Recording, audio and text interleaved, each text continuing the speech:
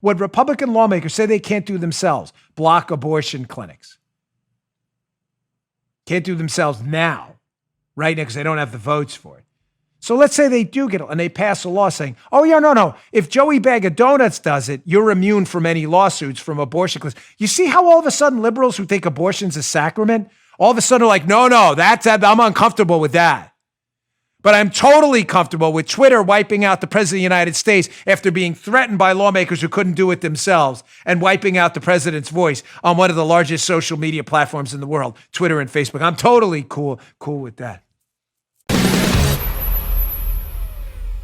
Was this a de facto government action? In other words, it's a private company. They can do what they want. It's not a private company. If they are acting on behalf of the government, there's precedent for that. Let's go to this Wall Street Journal article, which, again, to be fair to the Journal, this is an amazing article. This one, even though Wall Street Journal is subscription only, I got it. I don't think it's behind the paywall. It's in the show notes today. You need to read this, print it, and thumbtack it to your door.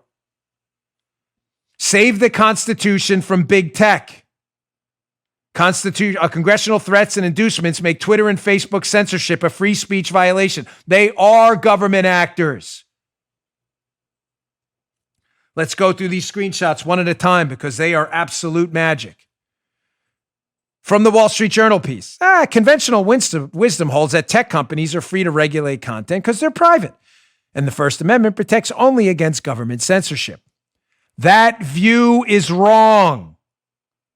Google, Facebook, and Twitter should be treated as state actors under existing legal doctrines. Using a combination of statutory inducements and regulatory threats, Congress has co-opted Silicon Valley to do through the back door what government cannot directly accomplish under the Constitution. Bingo. This is not a private actor free speech argument in that Twitter has free speech because they're a private act. They can do what they want. They are acting and others on behalf of government inducements and threats. Dan, you said there's legal precedent for this. This is a show for people with triple-digit IQs. Let's hear it. We're ready for it. Let's lay it out. Norwood versus Harrison. Screenshot number 1 from Twitter. Number 2. Quote from the Wall Street Journal piece.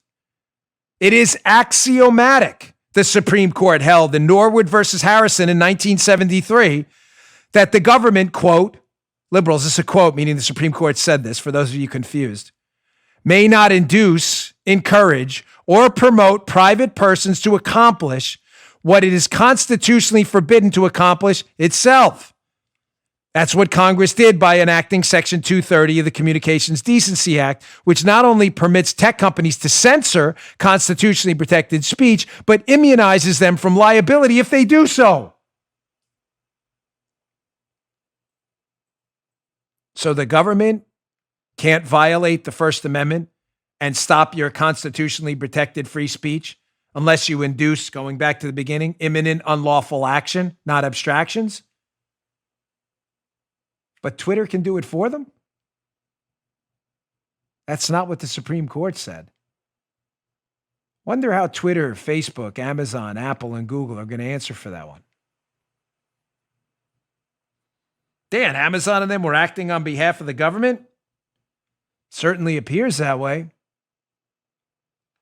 You don't believe me? Let's look at screenshot number 3 from the Wall Street Journal piece where they actually lay it out. Quote, Section 230 is the carrot, but there's also a stick. Congressional Democrats have repeatedly made explicit threats to social media giants if they fail to censor speech those lawmakers disfavored. In April of 2019, Louisiana Representative Cedric Richmond, warned Facebook and Google that they had, quote, better restrict what he and his colleagues saw as harmful content or face regulation. Another quote from Richmond. We're going to make it swift. We're going to make it strong. And we're going to hold them very accountable, end quote. New York Rep. Jerry Nadler added, quote, let's see what happens by just pressuring them. Joe, sounds to me like United States government representatives with a whole lot of power using a air quotes private company to do what they can't do themselves. Doesn't it sound that way to you? Yeah. Kind of weird, right? Proxy or something. Yeah, weird. by proxy, by very good, like Munchausen and Munchausen by proxy. It's very strange. Huh. Now, for those liberals having a tough time understanding why government coercing private companies to engage in illegal, unconstitutional actions, liberals have a tough time understanding that because liberals don't have principles. Liberals are only interested in attacking conservatives because of the golden rule of what I told you. We think liberals are people with bad ideas. Liberals think conservatives are bad people with ideas, so should be wiped from the public space forever. So let's give an example, and let's play what I like to, let's do a little role play. Let's go to this last screenshot here where we flip the script a little bit and see if liberals are okay with coercing private actors to engage in government actions when it doesn't meet your ideological totalitarian goals. So let's check this out. This is genius from the Wall Street Journal piece. Either Section 230 or congressional pressure alone might be sufficient to create state action. The combination surely is. But let's suppose a Republican Congress enacted a statute. This is interesting, Joe. Listen to this closely. So Republicans say they enacted a statute giving legal immunity to any private party that obstructs access to abortion clinics. Oh, we didn't think of that. Suppose further that Republican congressmen explicitly threaten private companies with punitive laws if they fail to act against abortion clinics. If those companies did as Congress demands, then got an attaboy from lawmakers, progressives would see a constitutional problem. You think they would? So what the Constitution, what Republican lawmakers say they can't do themselves, block abortion clinics. Can't do themselves now, right now, because they don't have the votes for it. So let's say they do get it, and they pass a law saying, oh, yeah, no. If Joey Bag of Donuts does it, you're immune from any lawsuits from abortion clinics. You see how all of a sudden liberals who think abortion's a sacrament, all of a sudden are like, no, I'm uncomfortable with that.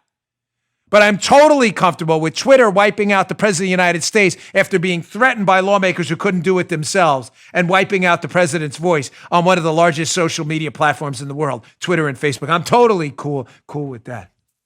You just heard Dan Bongino.